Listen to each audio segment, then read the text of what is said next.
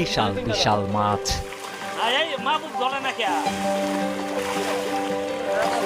শুনতে অবিশ্বাস্য মনে হলেও এসব পাঙাশের ওজন ১২০ থেকে প্রায় ১৫০ কেজিরও বেশি।